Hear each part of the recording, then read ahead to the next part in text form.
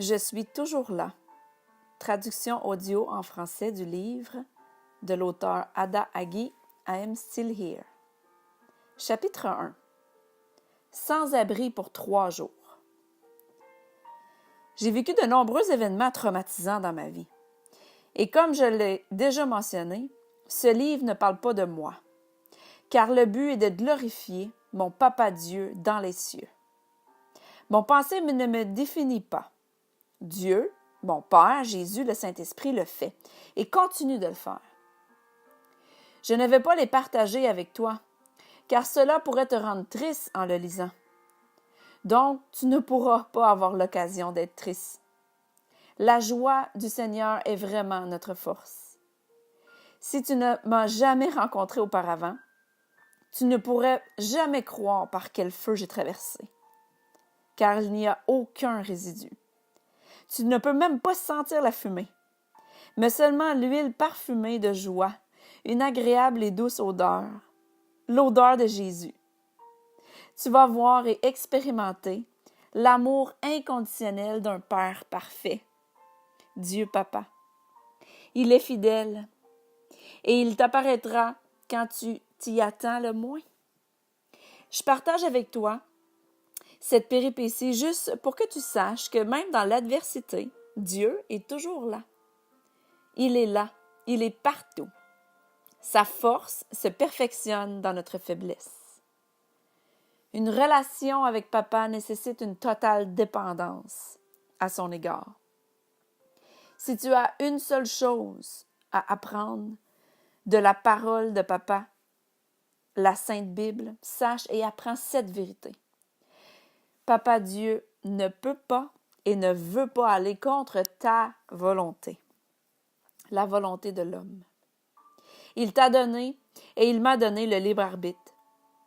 Comprends qu'il veut que nous prenions des décisions saines et il nous offre gratuitement la sagesse quand nous lui demandons.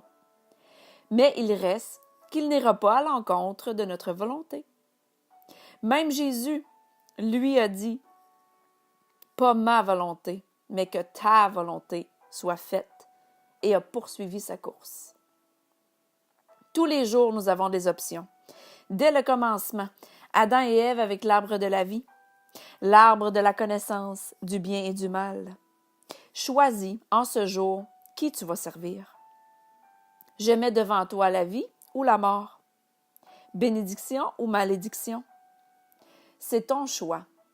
Et notre Père préfère une fois pour toutes que tu choisisses la vie, Jésus, et que tu le suives. Bien que tu aies certaines options, c'est quand même seulement le plan de Dieu qui va s'accomplir. Alors, tu es bien mieux de te soumettre à son plan. C'est vraiment facile quand tu lui obéis, en lui faisant confiance et en lui permettant de manifester ce qui a déjà terminé, même avant que ça commence. Amen. Lorsque tu prends des décisions importantes qui t'affectent directement ou affectent les autres autour de toi, cherche les conseils divins. Examine d'abord le pour et le contre. Porte attention à tous les signes avant-coureurs, surtout quand ils te frappent en plein visage, avec toutes sortes de lumières jaunes et de drapeaux rouges. Tu entends une voix intérieure te dire « Ne va pas là, ne fais pas ça. Non, mauvaise décision, pas maintenant, attends, tu n'es pas prêt. » Tu sais de quoi je parle.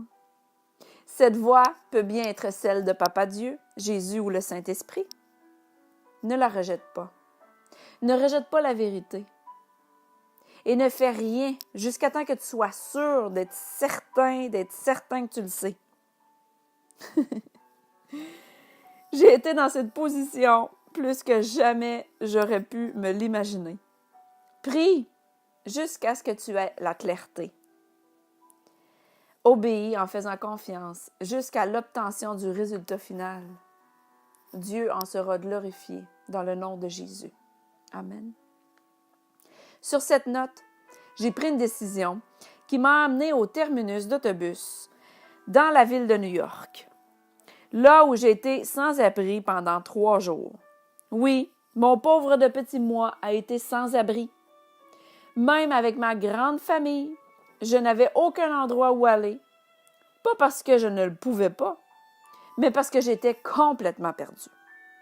Je me suis retrouvée à ce terminus d'autobus, me questionnant, parlant et demandant à Dieu, « Mais qu'est-ce que je fais ici? Comment je me suis trouvée ici? Mais pourquoi je suis là? Qu'est-ce que je dois faire? » Et je continuais à me dire ça. Et je me disais, je ne suis pas une sans-abri. Ma famille m'aime. J'ai des amis qui se soucient de moi. Je ne peux pas me retrouver dans cette situation. J'ai crié à Papa Dieu. Alléluia. Il a répondu. Dans sa douce façon aimante et attentionnée, sans aucun jugement. Voici le dialogue. Dans sa douce voix aimante de mon Père. Il m'a répondu et il m'a demandé, « Est-ce que tu veux que je t'aide? » Et j'ai dit en pleurant, « Oui, bien sûr, je le veux, Seigneur. » Immédiatement, Dieu est intervenu et m'a secouru. Merci Jésus. Oui, Jésus m'est apparu sous la forme d'un ange et il m'a placé sur son chemin d'éternelle restauration, de découverte, de paix, de joie, de miséricorde, de pardon. Et j'ai reçu son amour inconditionnel. Et tout ce que contient le royaume de Dieu, ici sur la terre, et ce, sans arrêt, depuis ce jour jusqu'à aujourd'hui. Merci, Papa. Je t'aime pour toujours. Amen. Merci d'être là. Merci d'être ici, toujours là avec moi. Et jamais me laisser tomber, ni m'abandonner. Tu es mon seul et unique Père éternel. Et j'en suis reconnaissante pour toujours. Merci Jésus. Merci Saint-Esprit.